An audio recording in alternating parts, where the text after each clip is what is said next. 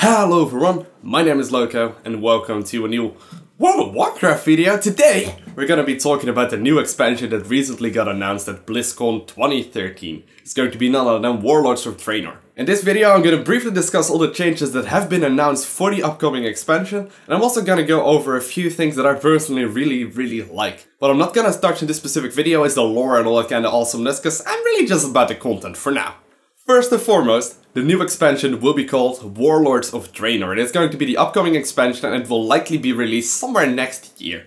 Now the whole thing is going to take place in a new zone called Draenor, and Draenor is basically 30 years before Outland, and there's going to be a lot of battles right there between the orcs and between the Draenei. And in total, Blizzard said they are going to add 7 new zones in this new place called Draenor, and they're actually going to make all of them very specific, so everything is gonna have like a different atmosphere and whatnot. So I'm very curious how that's going to be like when you're actually playing in it. Now important is to note, once the expansion comes out, it's obviously patch 6.0, and at that point you will not be allowed to fly there at all. You won't be allowed to fly in Draenor until patch 6.1, so at the very start of the expansion, no flying over there. Now with this expansion, there's no new races, there's no new classes, but as you might have guessed, the level cap will be upped to 100. Every single class is gonna get a new level 100 talents. So instead of every 15 levels, you get a new talent at level 90, and you also get your new talent at level 100. Now, since the level cap is going to be all the way up to 100, what Blizzard decided to do is actually give you one free character that you can up all the way to level 90 right at the start of the expansion. So you can just pick whatever character you want. It can be like a new character, can be a character that you played recently or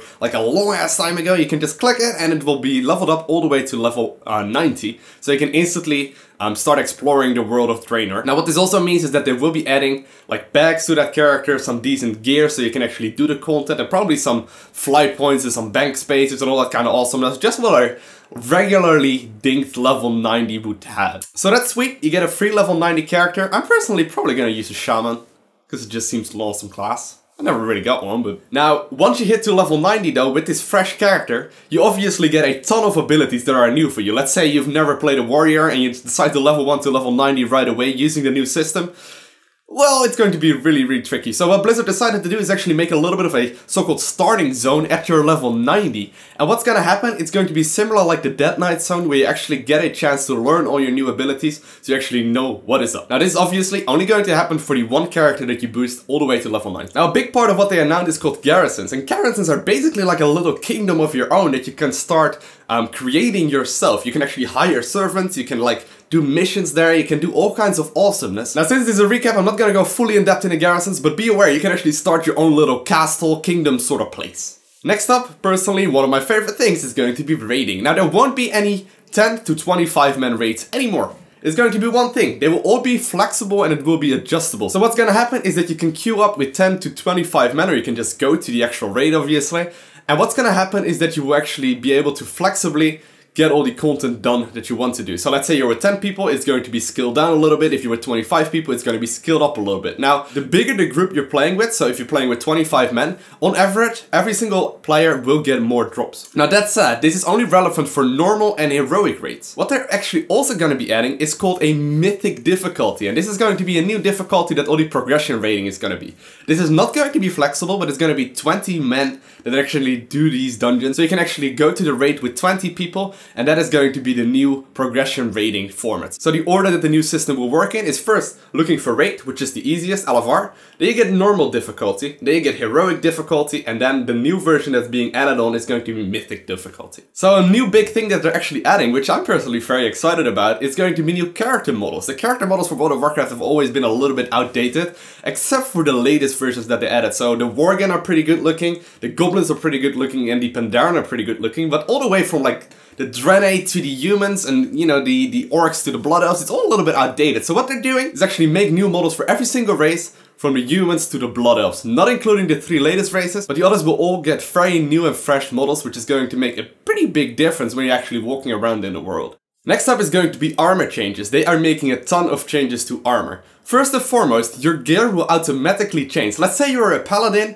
and you're switching between holy and retribution. What's gonna happen is that your gear will actually automatically change between the specializations that you're having. So you don't need like 16 sets of gear for PvP, for holy PvP, for retribution PvP. You don't need all of that anymore. It's going to change automatically as you change spec. They're also going to be removing a bunch of stats, such as dodge, hit, expertise. And basically those are the stats that are really boring, you know? You always need to hit the hit cap. If you're a ranged DPS or a melee DPS, you kind of need to hit that hit cap, and it's just really not a fun stat. So Blizzard looked at that and decided, okay, we're gonna remove that whole thing. Instead, what they're going to add is like a third layer of stats, such as movement speed, which is going to be also droppable on gear, and you'll actually be able to get like cooler, if that makes any sense, like cooler stats instead of hit or expertise. Next up, they decided to actually remove Reforging. Reforging got added.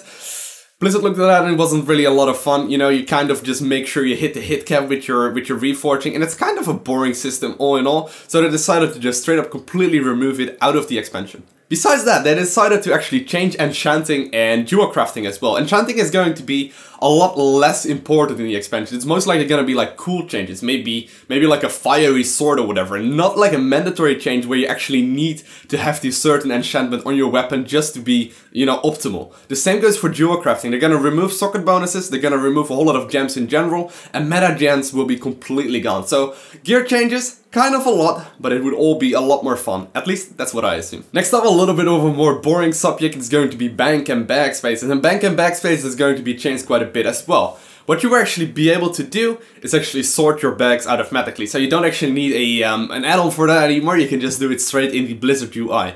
Now besides that, they are going to make the heirlooms, which are already account bound, they're actually going to make a separate tab for that, which is going to mean that you can actually use them cross-server on every single character that you want, and that's also going to mean it's going to work in the same way like mounts currently work in achievements, you know? They're all account bound, so you can actually use them everywhere. And there's a little bit of a confusing part going on, but it might be, I'm not completely certain on this, but it might be that they're going to do the same thing for tabards as well, so that would make tabards account-wide as well. Last but not least, let's talk a little bit about PvP. There's going to be pretty much two big changes. First and foremost, there's going to be a new zone called Ashran. And Ashran is going to be a zone kind of like Wintergrass, but it's going to be going on all the damn time. So you don't actually need to queue up for it. You just go there and there will be battles going on there 24/7.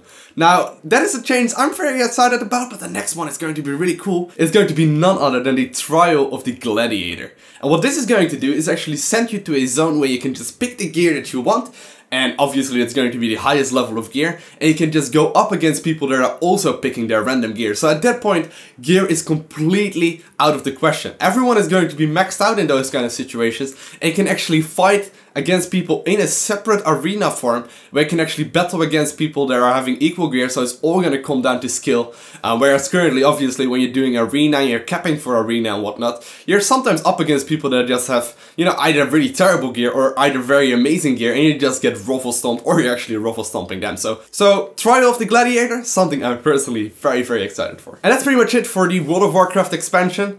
There's going to be a lot more changes announced, and I will try to keep you guys up to date. If you enjoyed the video, make sure to hit the like button and also subscribe if you want to see more. There's a little bit of a red button if you scroll down a little bit. Click that and you will get a little notification as soon as I upload new content. I want to thank you guys all for watching. Have an amazing day. Do not forget to smile, and we'll see you in the next video. Bye!